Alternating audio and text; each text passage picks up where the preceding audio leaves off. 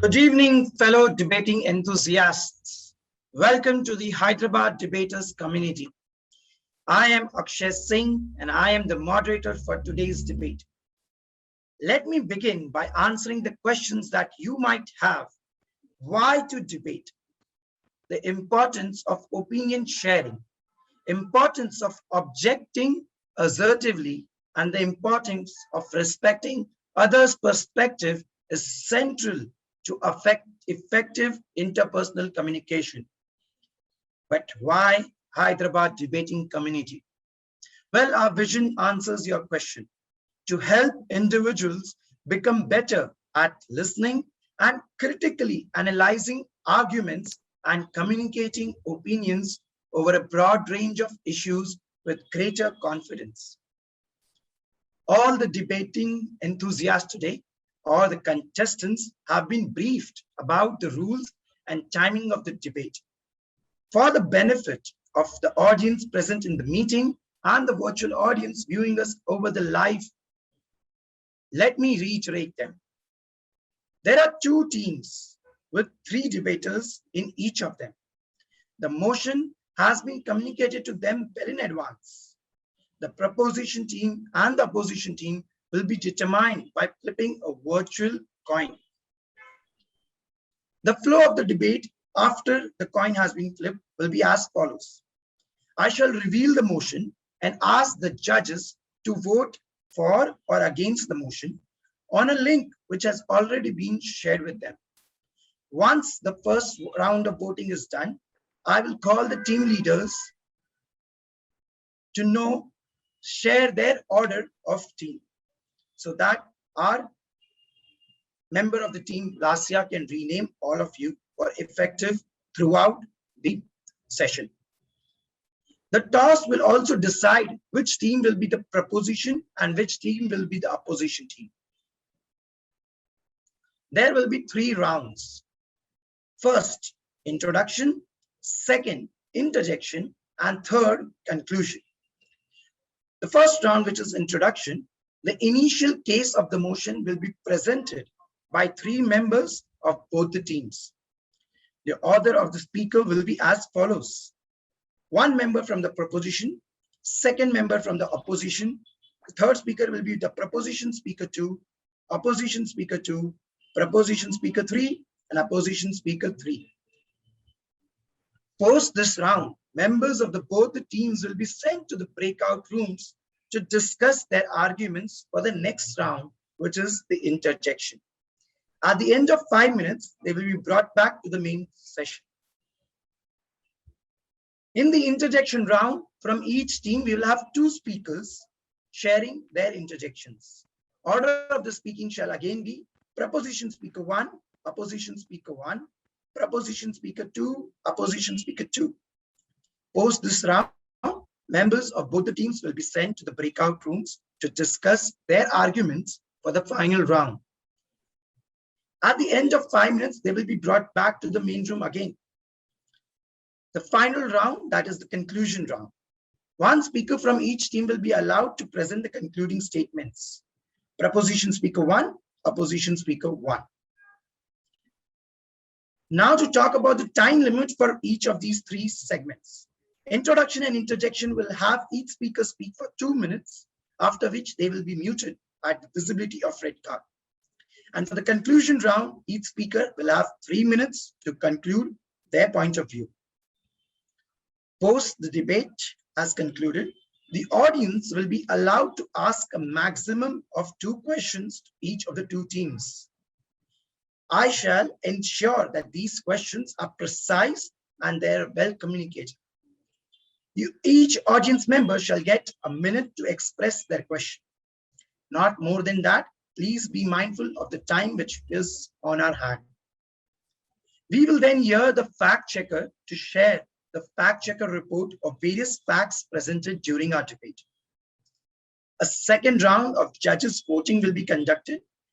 The swing in the votes from the first judge's vote to this will determine the result of the debate.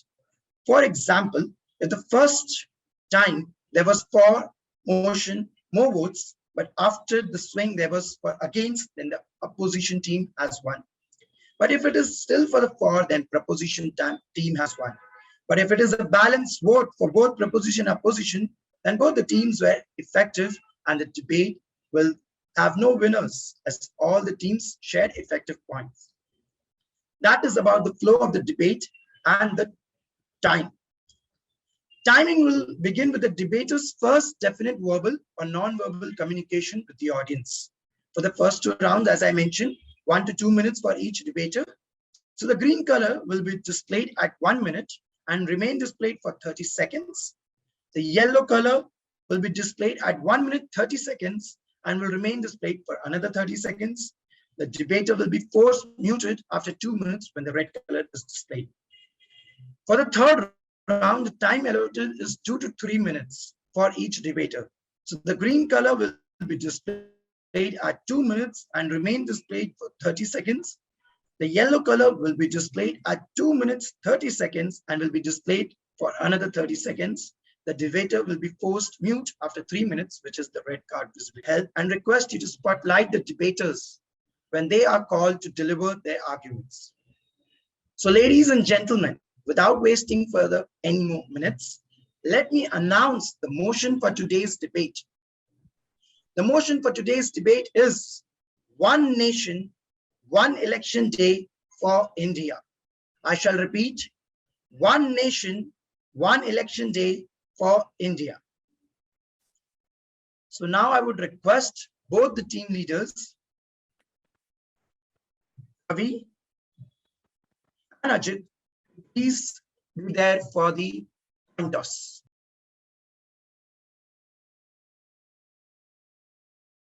All right, Ajit would request you to choose your choice from heads and tails. And Sorry? heads. All right, let us have the flip of the coin. Well, Ajit, you have won the toss. What would your team like to do? We like to speak for the proposition. All right, thank you.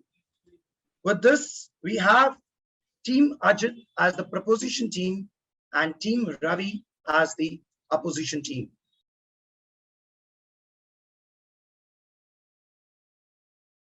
As I've already mentioned about the motion for the debate, I'd also ask the judges to please have their vote. So the pre-debate polling, let us do that, judges. Once you all have done that, and once I have the required number of votes, I shall continue with this debate.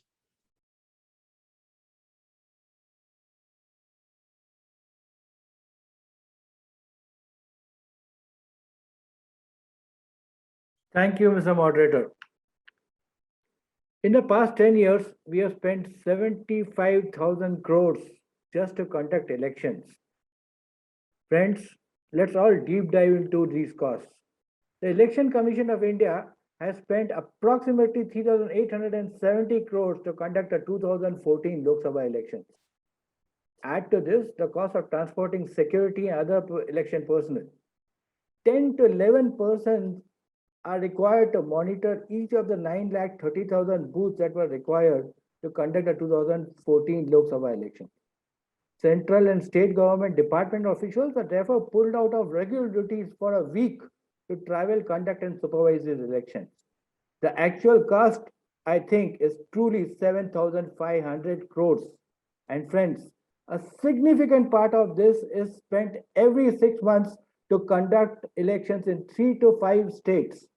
This adds up to a total election spend of 35,000 to 40,000 crores every 5 years. And mind you, this is just a direct cost of conducting elections. Isn't it criminal for us to be spending so much money on elections when we have burning issues like galloping population growth, extreme poverty, income inequalities, and massive unemployment to take care of? One India, one election day stipulates that we will have simultaneous central and state legislature elections estimated to cost just 4,500 crores every 5 years. I strongly urge all of you to kindly vote for the motion. One nation, one election day for India is long overdue. Over to you, Mr. Moderator. Thank you, Ajit, for sharing your point. Let us now move to opposition member Ravi Teja. Over to you. Democracy around the world has evolved over many years, and we Indians have many reasons to celebrate. In fact, we have every reason to celebrate being a young democracy.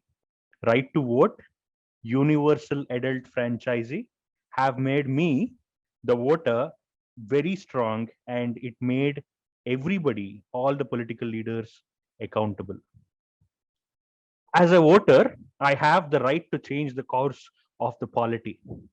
I have the right to change the direction in which the power is moving.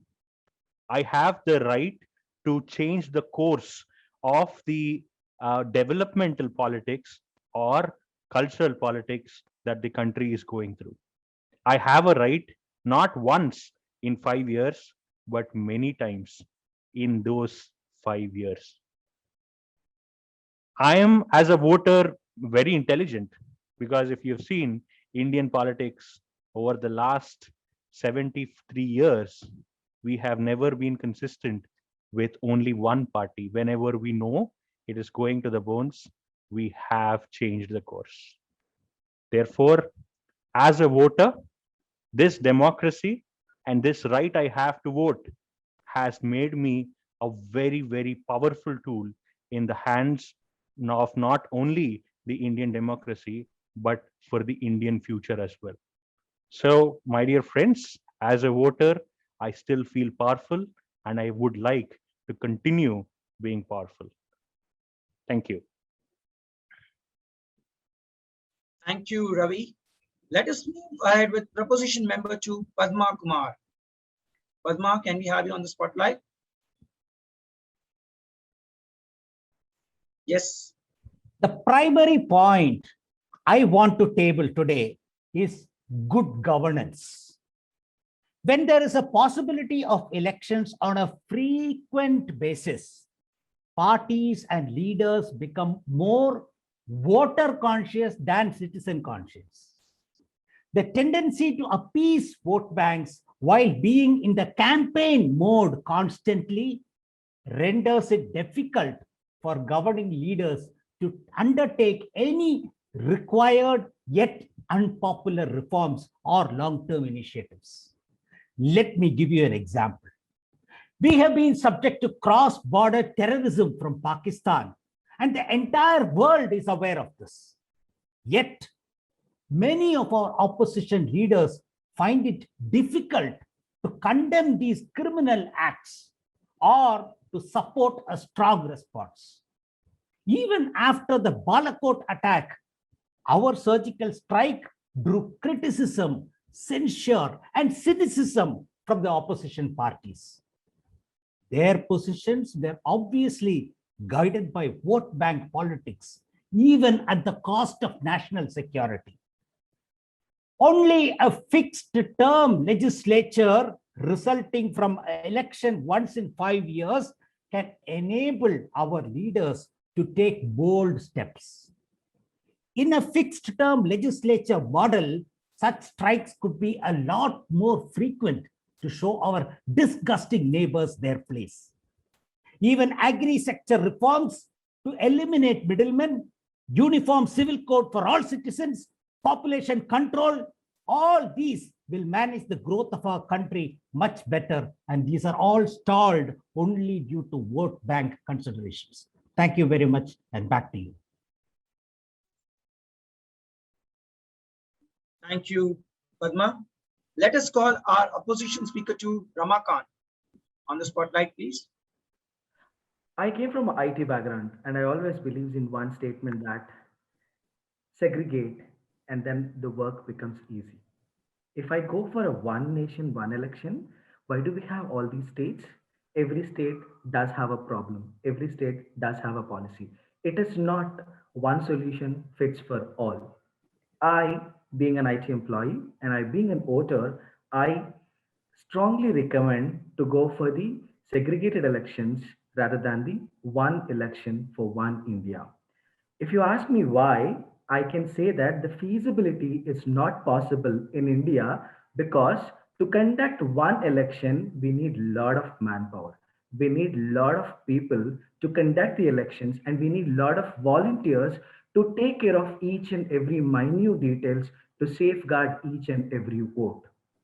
Just imagine the recent case of Tamil Nadu 2021 elections. They need 3 lakhs teachers and 3 lakhs volunteers to conduct the elections. Just for one state, if you need 6 lakhs volunteers, as in such, what about the entire nation? So as an author, I always look for the perspectives of the feasibility, perspectives of doability, perspectives of one solution, one policy is not applicable when it comes to a number of people who are living in the society. And it's always good to have segregated, to have each and every voice heard, each and every problem heard, and each and every problem can be addressed in a different stages with a lot of security in India. Over to you, moderator.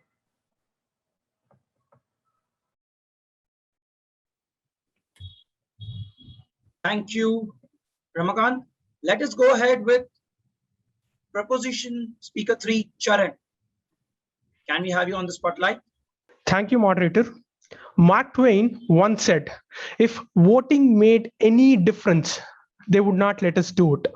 And I say tonight, in this great country of ours, the incidence of the voting process has become so rampant, so prevalent that it is stopping our leaders from making any real difference, from letting them take that bold, decisive decision, and from this letting this country transform from a developing to a developed one. Do not believe me? Well, right before every election, the government debt increases. Why? Voter appeasement. Economic growth slows down. Credit growth slows down. Why? Businessmen wait for the dust to settle and postpone crucial decisions. Inflation increases. Why? Preposterous, absurd amount of spending by political parties. Had the 60 crore people that voted for the Lok Sabha elections the last time were also allowed to vote for the state legislative elections then and there, we would have saved 60,000 crore man hours. The ubiquitous elections at some place, sometime, all time means all time campaigning, all time corruption, and all time limboing under our full abilities and capabilities. The root cause? Well. The election process in India has become so colossal that it is defeating the very purpose of electing our leaders. Until unless we get away with the status quo process of elections and embrace one nation, one election, we will continue to be a developing nation even a millennium from now. That is why we unabashedly and unequivocally support one nation, one election for India. Over to you, moderator. Thank you, Charan. Let us call opposition speaker 3, Karan, onto the spotlight. Yes. Am I audible? Yes, Karan, you're audible. Over to you. Yeah. Let me pin the timer first. Just a minute. Yeah. Although the concept of one nation, one election has not been penned down in the Constitution, it has been envisaged that elections has been held simultaneously in the country. History states that this concept is not an alien in the nature of India. In fact, the first 4 general elections in India were based on this concept of holding simultaneous elections. But it is imperative for us to understand the reason behind the change in this pattern. The transformation in this efficient pattern took place in 1960s. The predominance of one-party system began to fade with the regional politics. Parties began to form government in states like Uttar Pradesh, West Bengal, Punjab, and Haryana. And the final blow came in 1969 with the division of a single ruling party. And evidently, the campaign for one nation, one election has been launched with the full knowledge that is unconstitutional according to the present constitution. Although the protagonists will not admit it yet, because their real intention is to change the constitution, the main structural fabric of our own constitution. And the direction of the change is so visible. That is, it is unitary, not identity. It is stronger executive, but a weaker legislature. It is uniformity, but not diversity. It throws us a common identity, but not multiple cultures. It gives us a majoritarian, but not a consensual approval. The direction is towards a presidential system of government, my dear friends. Let me reiterate you, one nation, one poll, and one voters list can never be achieved without draconian changes in our constitution. India must reject this one nation, one election idea because the simultaneous elections will undermine the constitution, weaken democracy, and annihilate the regional parties. Over to you, moderator. Thank you, Karan. With this, we have completed our first round, which is the introduction round. And now I would request all the team members to be sent to the breakout room for the 5-minute strategic break.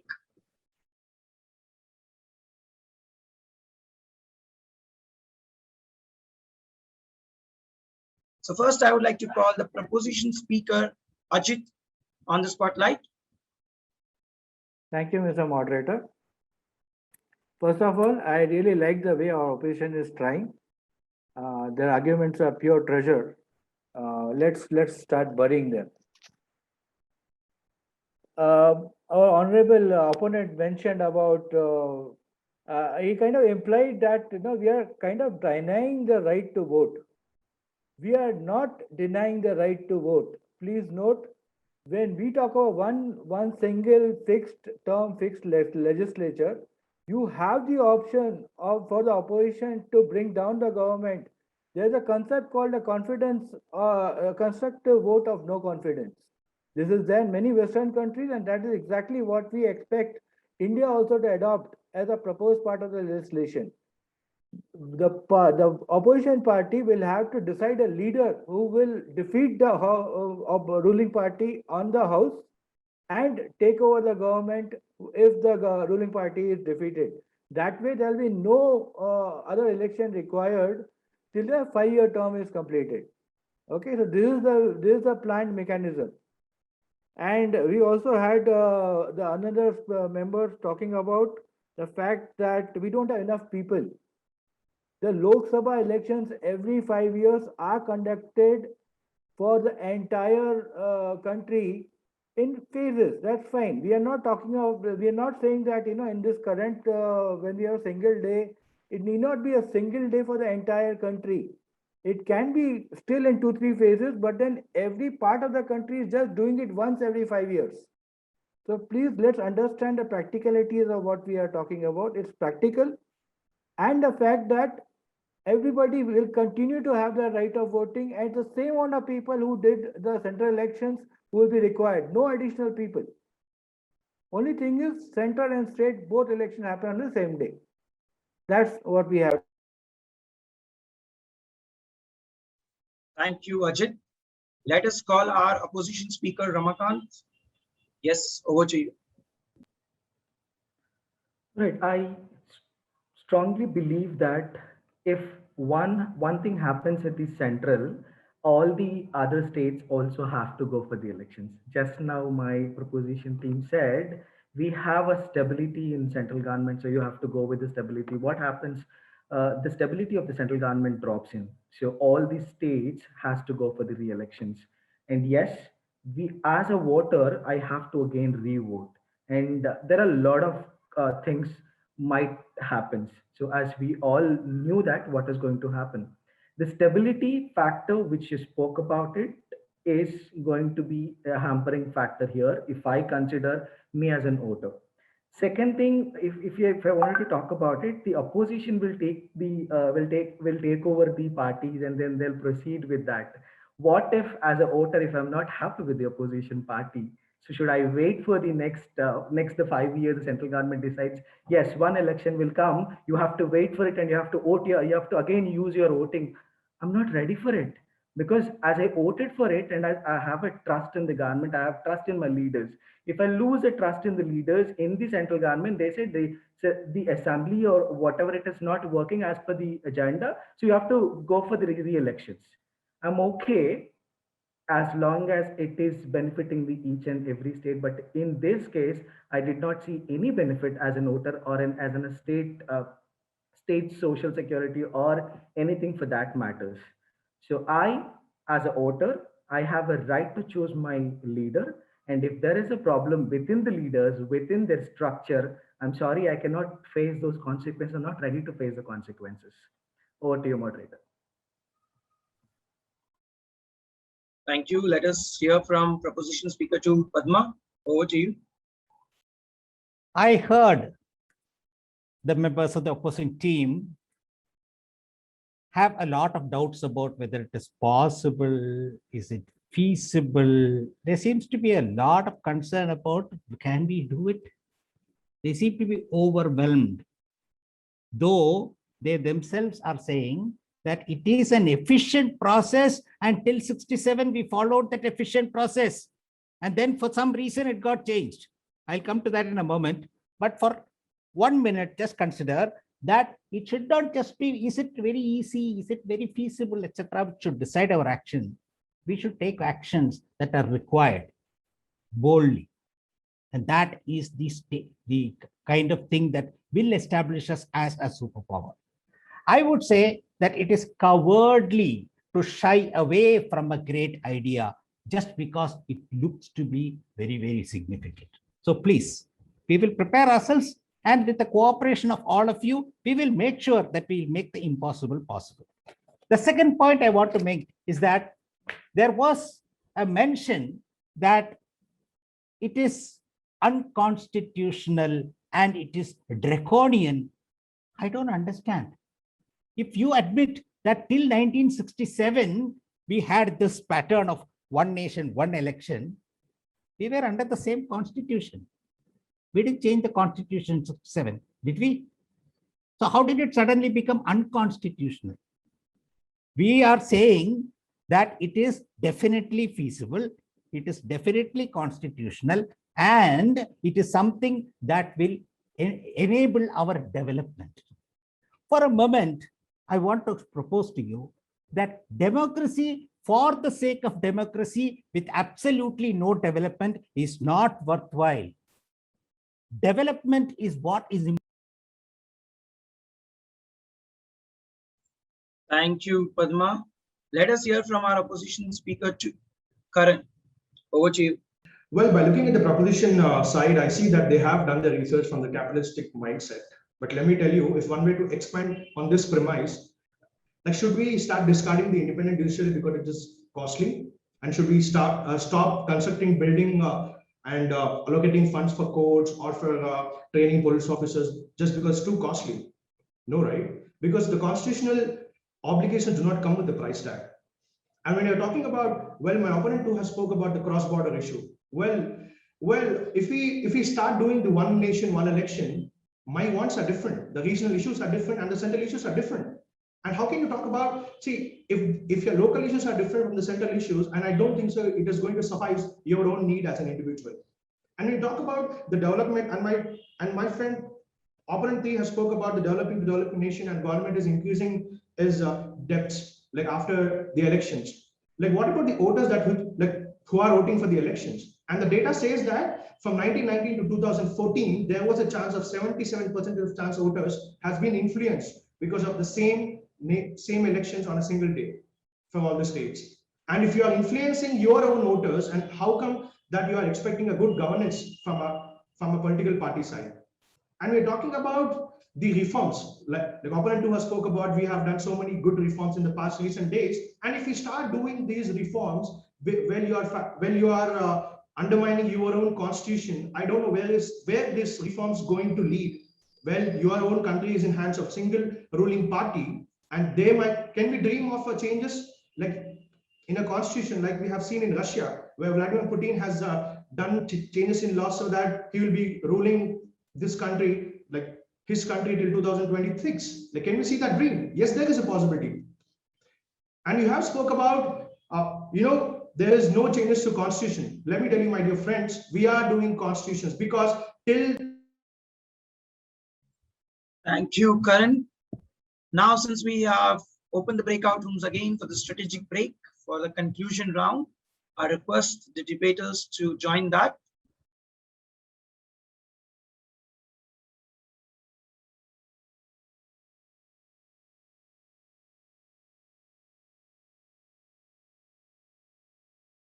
Thank you, moderator.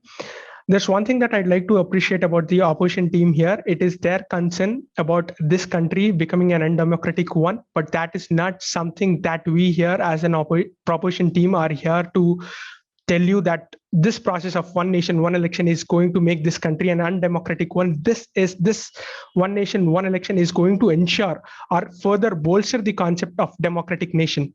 And now coming to what I've understood from the debate, if there's one thing that has become clear to me from this debate, it is the opposition team's disregard and disdain for anything that is reasonable, logical, and prudent.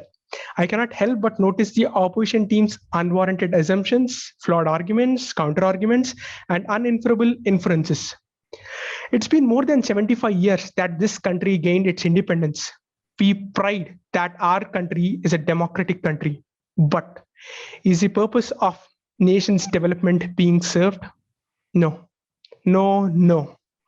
Yes, I'm all in for celebrating democracy. Let us celebrate democracy this year by doing the right thing. What is that right thing? One nation, one election. That is the right thing. The research from every top think tank proves beyond every scintilla of doubt that one nation, one election is the right way forward. We understand that this process is an Argian and Herculean one, but this country has proved time and again to every person in every corner of the world that if there's anyone that can do impossible, it is we, the Indians. The opposition is being cynical about future. It is being pessimistic, not optimistic. Right to vote is what made this country great. And this right to vote is now what is hindering from this country becoming a greater one. That is why we say that one nation, one election must happen. And not letting our leaders do what needs to be done by this Herculean process of elections is tantamount to smothering the principles of democracy enshrined in our constitution. And talking to what the opposition has said, segregation in any form is not something that we are here to debate about. As a matter of fact, let me just be clear and put it in the straightforward terms. Finances are going to improve, governance is going to improve, development is going to improve, and there are a hell lot of other opportunity costs that we are going to save on. And talking about one of the other less honorable mentions from the honorable opposition, I heard that one of the members talked about how 77% of the regional parties would get crushed. And I heard one other person talking about how we are intelligent. If we are intelligent, do you think people are immature and just vote for the central party? I do not think that's going to happen. And one other person was trying an analogy between IT employees and politics. I'm sorry, one is about employing and the other one is about empowering. Thank you, Charan. Let us have opposition member Ravi with his conclusion statement. Over to you. Well, a few years back, I have attended one of my director who's a British, and he said, I'm going to invite you to a party that is going to be the biggest party of this country. It was their marriage anniversary. I attended the party, and on the menu, there was a bread, there was a chicken breast, and then there was an ice cream. And then he called it a party. Well, hearing proposition team's statements, I could really understand why the Westernness of that particular idea of calling it a party still exists. One nation, one election. The very fact that you need not have any constitutional amendments is absolutely falsified by the Election Commission statement in 2018, where you had to change Article 83, which states that the term of Lok Sabha will be 5 years from the date of its first sitting. If you have a state that is unstable and it has to have an election, the entire country has to go for an election. Like that, there are 6 articles that needs change. And that is the reason why which we say that it's a draconian change in the polity. The feasibility of a solution, we have 5 states that have to go that are going to be in an election in 2021, 3 states in 2020, 6 states in 2024, 9 states in 2023, 7 states in 2020, 1 state, Delhi, which is going to go for an election in 2025. And you are saying all of them will go for an election on a single year? What are we focusing when we say one election, one election, one nation, or one nation, one election? We are talking about electoral reforms. Let's talk about money power in politics. On an average, in the last election, according to Foundation of Democratic Reforms, 100 crores per constituency has been spent. Let's talk about reducing the money power in politics. We talk about electoral reforms like one nation, one country, one election is a solution. Guys, I think we are all forgetting one of the greatest electoral reforms that has been done in recent years is the electoral bonds, where anybody can give anyone or any party a money without even telling who they are. That was considered as the biggest electoral reform, and it has fallen flat across the country. And we are not talking about those. We are not talking about the right to recall a politician once he or she is elected.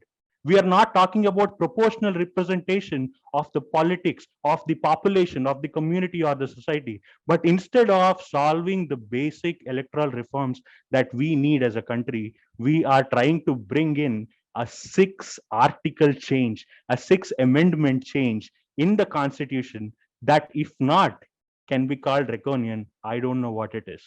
Maybe the taste of the Western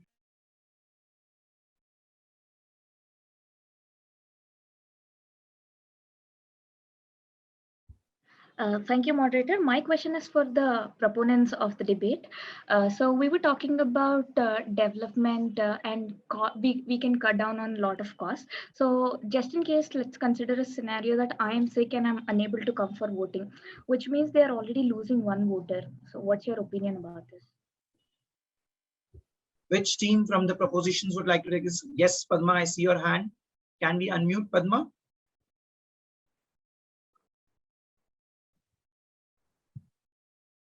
Am I unmuted? Can you hear me? Yes. Can we have Padma on the spotlight, please? So Lasya, first off, wish you good health. Wish never is a situation where you are unwell and not able to vote. Now, you will agree that this situation could happen in either scenario, whether it is one nation, one election, or in a segregated election. However, further reforms could be thought of where we can have, if we have one nation, one election, we could also have possibilities of, additional means of voting. Now that the entire country is connected, as we go along on the technology front, we will be able to make provisions for people. Today, we all work from home thanks to the pandemic. Everybody is comfortable, right? So who knows? A time will come where we'll be able to handle the elections without having to go and wait for hours at the voting booth. Let's look for those kinds of possibilities. Here, India, a software superpower. This is not impossible. I don't feel overwhelmed by any such possibilities, unlike the opposition team. Thank you, Padma, for your answer. Let us move to the next question by Sai Sudan. Moderator, can you please confirm if I'm audible? Yes, you are audible. Okay, thank you. My question is again to the proposition team. There is a concept of policy paralysis which comes under Model Code of Conduct, which says that either Parliament or the state legislature cannot introduce a policy change when the election is announced, right? So if there is an election announced throughout the country, no Parliament or election legislative assembly can introduce any policy. So I would like to know what's your take on that, and how would you solve this major issue? Thank you. I see. Can I respond to that? All right, Padma, you can go ahead. Yeah. So I said that I think that was a very brilliant question. And that is precisely the reason why we believe that we should not have elections all through the year. Today, we have every 3 months, some 2 or 3 states going for elections. And therefore, this model code of conduct is in operation in some state or the other throughout the year. This prevents political parties from coming up with the right policies because there is a model code of conduct. We are saying that limit that to only the election year, and other 4.5 years focus on development. Let there not be policy paralysis during that 4.5 years, which is what will lead to development. So thank you for supporting our proposition that do not be in an election mode throughout the year. Just have elections, maybe 6 months or 3 months duration on a one nation, one election concept, and rest of the time, let the legislature be focused on policy making and development. That is the proposition that we have. Thank you very much. Thank you, Padma. Let us have the 2 questions for our opposition team. Anyone who would like to ask these questions? Can we ask the question? No. Well, no, the members, no. Lasya, are you saying something? I was saying members of the debate cannot question each other. Yes, thank you. That's not democratic. During the debate, Ajit, after this, we can. Well, I will wait another 10 seconds. If anyone has any questions for our opposition team.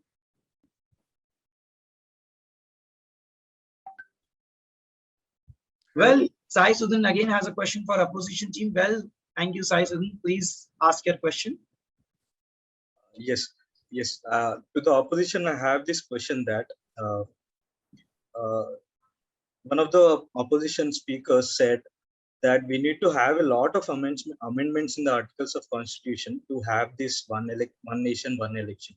So I would like to take you to the 1976 amendment, which is also called a mini constitution, where a lot of things in the constitution have been amended. So I would like to ask, when it has been done in the past, why cannot it be done in the future? That's my question. Thank you. Thank you, Sai Sudhan. Who would like to take this question from the opposition team? Yeah, if I may. Yeah, sure, Ravi. Sai, the question regarding constitutional amendment is absolutely one of the most crucial item of why we are saying that one nation, one election India is not ready yet for one nation, one election. The constitutional amendments that are needed for the implementation of one election, one nation are far more impactful to the very reason why we are democracy. For example, Article 356, it authorizes the central government to impose president's rule for failure of constitutional machinery in the state. Now that needs to be changed, which says that it authorizes the central government to impose president rule for failure of constitutional machinery in the state and also for election reasons. Right? Article 174 says it empowers the governor of the state to dissolve the legislative assembly. Now here, the election commission or the central legislature is basically dissolving the state legislature. Article 172 says it states the term of the legislative assembly will be 5 years from the date of its first sitting. This is going to change if in any of the country, in any state, or especially in the center, if there is a unstable government, then the entire country has to go for an election without the fault of any other stable state governments. And Article 85, it says it empowers the president to dissolve the Lok Sabha. One particular one nation, one election gives the legislature a little bit more, or the election commission and the framework around it, a little bit more power to dissolve the Lok Sabha because of elections reasons. So the constitutional amendments that we are talking of are far more powerful and impactful than the mini constitutional change that you're talking in 1976. Remember, solutions for 20th century cannot be implemented in 21st century. 21st century is different. And hence, constitutional amendments that solve basic problems have to be done rather than looking at a package that is going to only create more problems than solutions. All right. My question to Ravi is, somewhere we have to take a step towards change. Yeah. Government is okay doing that, and election commission is also okay doing that if there is some tweaks that we can make. So I think for a better tomorrow, we have to take this step. What's your take on, considering the change for a better tomorrow? Oh, absolutely right, Lasya. I think you are bang on. You said it right. Electoral reforms are needed. Right to vote and freedom of speech does not guarantee success. That's something that we have seen. That we have all have seen that there needs to be a change. Today, some of the electoral reforms that have been in popular space. I mean, for example, the one that I just spoke about, electoral bonds. 95% of the electoral bonds have gone in only to a single party. That is the electoral reform. That is the kind of electoral reforms that we are seeing today in the nation. And going forward, what we need to talk about, there are, as I said, there are three main things that have to change from an electoral reforms perspective. Now, let us say you are talking about, one is, what is the biggest one? Money power in politics. We all know nearly 1200 crores rotates during election year. That is almost it's almost the GDP of the country that goes around a year during an election year. Now we'll have to figure out a way to reduce that money power in politics. There are legitimate political election expenses. Then there are illegitimate political expenses. We have to cut down all the illegitimate expenses rather than saying that, you know, the solution to it is one election, one nation. We'll have to look at the right to recall. I mean, there is a recent movie that has been released as well on it. That is a popular choice that we are asking. If you want to have one election, one nation, one election, then these are some of the electoral reforms that needs to be changed. And proportional representation, why does Uttar Pradesh still have 80 Lok Sabha seats, while Andhra Pradesh or Telangana have lesser Lok Sabha seats? I think we have around 40, and Telangana has 20 Lok Sabha seats. So the proportional representation in the parliament, the proportional representation in the legislative assembly are some of the basic problems we need to resolve, rather than forgetting all of these things and then saying that the only ideal way to solve electoral reforms is one nation, one election. And if we go down that route, what we are saying is we are giving the tool to somebody to change the constitution, and the problem is to change it again will be tough. So better electoral reforms are needed. Electoral reforms have to happen, and it has to happen in a phased manner until the country is ready for one election, one nation. Now I would request all the judges to pre-vote again on the link which you have for the motion.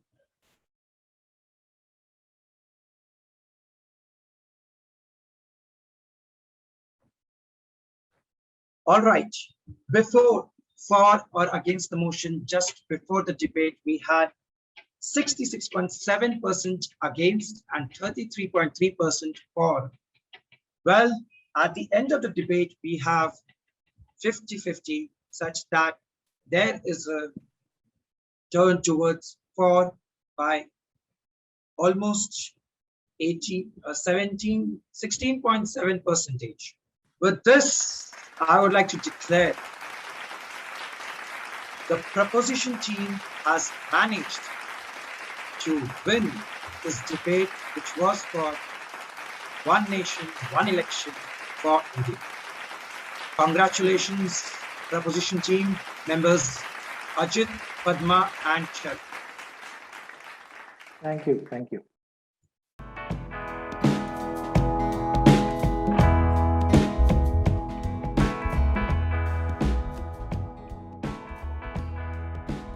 I'd be sharing 3 points with you and 3 different trivia questions in the form of questions, and you need to share what you know about it.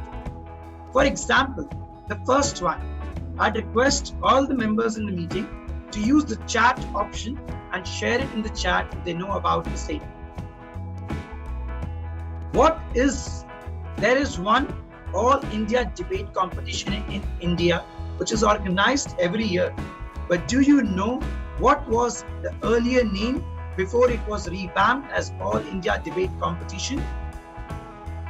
Yes, Rishi, that is wonderful. It was known as All India Elocution Competition, which was organized every year. Can someone help me with the year when it was revamped to All India Debate Competition? Well, to answer your query, this was renamed about 2 years ago. And then since then it has been called All India Debate Competition. Well, let us move into something more. We all are aware of various facts. If you hear about the debate types, there are different kinds of debate. And one of the most familiar term in the West is the presidential debate. Does anyone know which was the longest presidential debate which had the highest viewership till date? None other debate had. Presidential debate is when the presidential candidates in US are going ahead with their idea of agenda, what have they planned if they get elected. So which was the longest one and which was had the maximum viewership till date? I don't remember the exact date, but if I'm not wrong, it was the president who was prior an actor, and later he ran for the presidency. And that was the first time when the television telecast was started for the presidential seat. So I don't Yes. remember the date. Thank you, Rishi. That was the first time it was telecasted in the television history. It is the longest broadcast which was most watched. That time the US population was just 180 million. And today it is double, which is more than 324.7 million. And had a viewership of 66.4. Yeah, it was beautiful. I think Ajit, Padma sir, Charan just elevated the speech. What I always feel is, debating is as important as any other speech model. And if you are a true debate lover, you will realize that there is no right or wrong. There is always good in everything. So, Ajit, it is now time to be graceful.